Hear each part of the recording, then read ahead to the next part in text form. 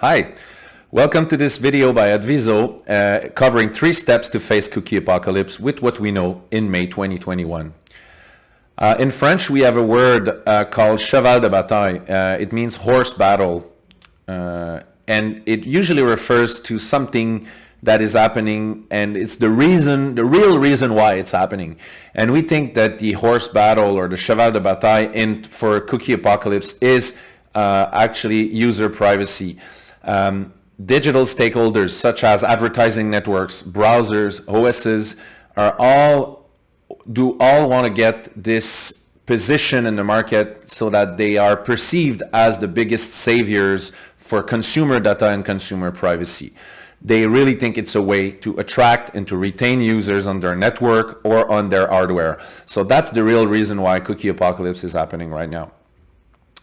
Cookie apocalypse refers to the word cookie, but it's a broader situation than that. So yes, there's the disappearance of third-party cookie, which is a big deal, but there's also the ATT, which is the application tracking transparency. So this little pop-up that pops up when you're trying to access an app in the iOS 14.5, giving you the opportunity to opt out of data tracking. And it's also more things to come in that broader picture of privacy. So this is when we think that the word cookie apocalypse refer to all these phenomena at the same time. All these phenomena have huge impact for digital marketers. And one of them, it's called an apocalypse, but is it really an apocalypse? An apocalypse for me is something that happens and the next day everything is totally different, such as in Terminator 2 when Sarah Connors look at this playground, and after the flash, the life is not the same anymore. But the problem with cookie apocalypse is it's not really an apocalypse. It's more like an erosion where all those digital stakeholders are taking decision one after the other, waiting for the other to move, and this creates small amount of data that's being less effective or disappearing or not being useful anymore for marketers. So all these little decisions, all these are making like this erosion to digital results. And more specifically, one of the main tactics that is being affected by that is remarketing, and it's one of the most used tactics by digital marketers today. You know, in the conversion phase, digital marketers are using remarketing is the most used tactic. It's used by you're going to see often a share between 30 to 50% of the digital investments that is being used in remarketing. Sometimes it goes higher than that to up to 70%. So remarketing both relies on data captured on apps such as the Facebook app and also on third-party cookie. So the effectiveness of remarketing will be reduced in the near future. Also, individual tracking as well as A/B, which powers A/B testing and content personalization, are all going to be challenged by cookie apocalypse as well because they rely on third-party cookie. So their effectiveness and they're actually the way they function will be less effective in the near future as well. Also, something that's very normal to do since many years, even before digital, is reach and frequency. This is right now enabled in digital by ad servers, and ad servers are relying on third-party cookies. So something simple as how many times you reached a consumer is gonna be harder to calculate in the near future. So that will create challenges for local medias. For example, the ad server companies are saying they will come back with new ways to do this, but there is a period of uncertainties coming in front of us about reach and frequency. Also, attribution. Attribution is something tough already.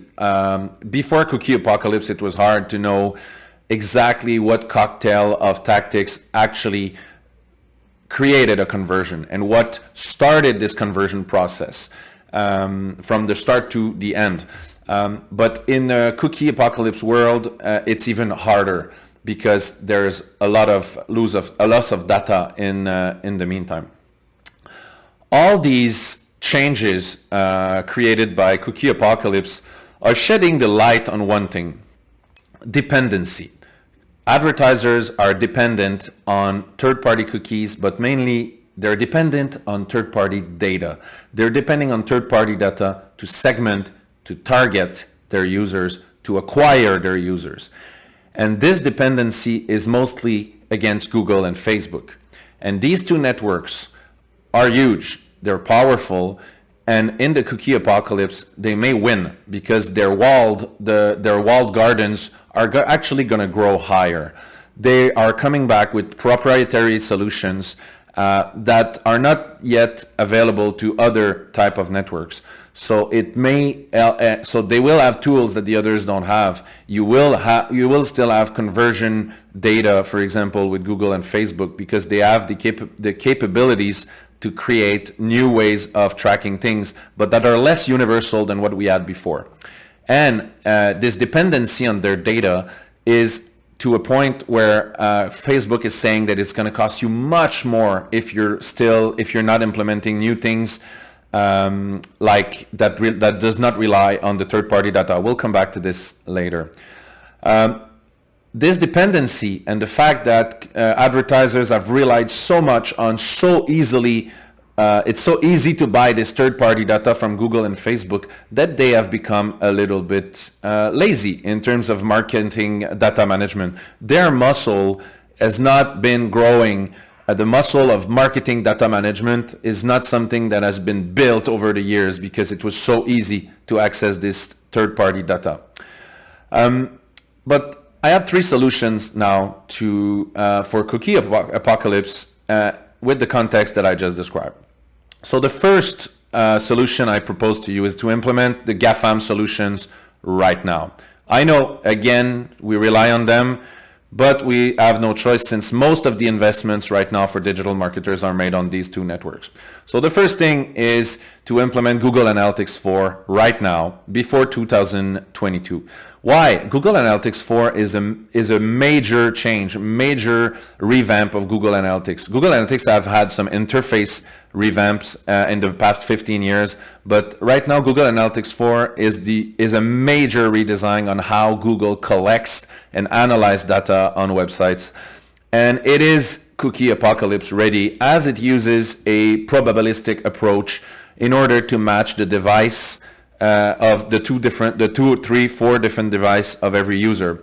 So with a probabilistic approach based on artificial intelligence, they're able to connect your desktop and your mobile, for example, and to see your behavior as one.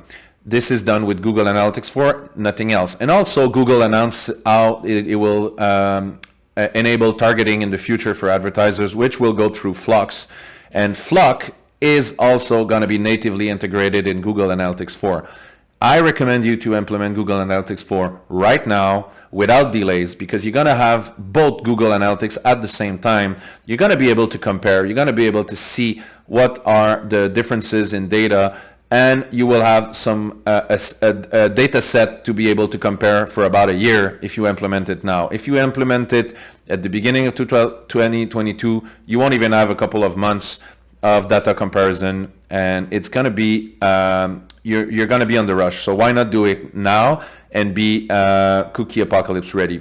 The second thing for my first recommendation is to implement a Facebook conversion API. This is basically an API, a server-side API that is replacing completely the Facebook conversion pixel. The pixel will not exist very soon. The pixel is actually a third-party cookie. It's a pixel that relies on third-party cookie. The API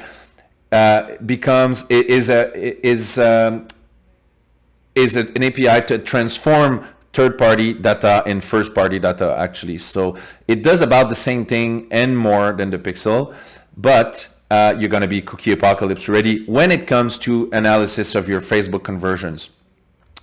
Not only that, if you don't implement the Facebook conversion API, Facebook says that before the end of 2021, you will pay 150% more. So that means 2.5 times the price you're paying right now to acquire a user. So CPAs are gonna be multiplied by 2.5 if you're not acting on this right now. So this is short-term advice. The second recommendation is to create a marketing-specific cloud. Right now, most advertisers agree that first-party data is going to take much more place. That means better handling of emails and handling also the segmentation on advertisers' side, not anymore using the segmentation that is on the advertising network sides. So by doing this, to do this, you need a good set of data. And what we recommend is to unify your data in a marketing cloud. And for this one, we recommend Google BigQuery, because Google BigQuery relies on Google Cloud, which is the only cloud right now that is really dedicated for marketing users.